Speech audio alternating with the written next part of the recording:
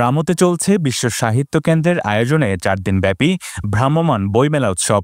মেলা তৃতীয় দিনে শিক্ষার্থীদের বই পড়ার পাশাপাশি মেলার অংশ হিসেবে চিত্রাঙ্কন প্রতিযোগিতা অনুষ্ঠিত হয়। বইমেলায় আগত শিক্ষার্থীরা জানান, 4 দিনব্যাপী বইমেলায় সাহিত্যিক, ভৌতিক, থ্রিলার, শিশুতোষ বইসহ বিভিন্ন লেখকের বই পড়ার কথা। আমি এখানে এসে অনেক আনন্দিত হয়েছি।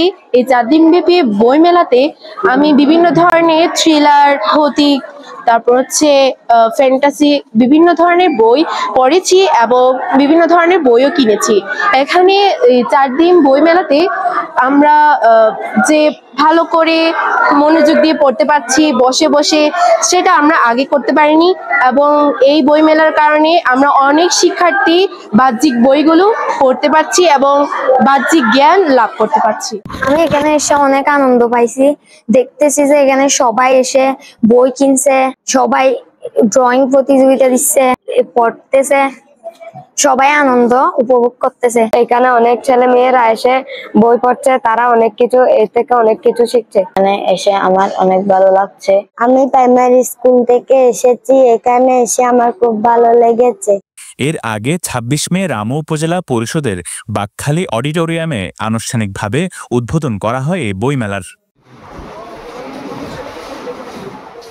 উৎসবের ইউনিট ইনচার্জ দেবজ্যোতি মণ্ডল বলেন, শিক্ষার্থীদের ক্লাসের বই ছাড়াও এখানে আরও অনেক রকমের বই রয়েছে, যা শিক্ষার্থীদের জ্ঞান অর্জনে ভূমিকা রাখবে। বইমেলা করার আসলে মূল উদ্দেশ্য যেটা, তা হলো যে বাচ্চাদেরকে আসলে জানানো যে বই ক্লাসের বইয়ের পাশাপাশি যে অনেক বই আছে যেখান থেকে আসলে অনেক কিছু শেখা যায়। আমাদের বইমেলার মূলত ভিন্নতা এখানে যে অন্যান্য বইমেলায় দেখবেন যে আপনি পড়ার কোনো সুযোগ নেই। আমাদের বইমেলার একমাত্র বইমেলা যেখানে আপনি চাইলে সারাদিন পড়তে পারবেন। আমাদের অফিস টাইমে যতক্ষণ আছে আপনি একটা বই নিয়ে সারাদিন পড়ে শেষ করে আবার রেখে যেতে পারবেন, কেউ এখানে না পড়বে না। তো এটাই আসলে সবাইকে জানানো যে শুধু ক্লাসের বইয়ের বাদ দিয়ে বাইরের যে বই, তারপরেও অনেক বেশি পড়ে জ্ঞান অর্জন করা যায়। এটাই হচ্ছে মূল উদ্দেশ্য। আরেকটা 4 দিনব্যাপী এই বইমেলাটি আগামী 29 মে পুরস্কার বিতরণী ও সাংস্কৃতিক অনুষ্ঠানের মধ্য দিয়ে সমাপ্তি হবে। শেহাব আবরার, পেনোমা নিউজ।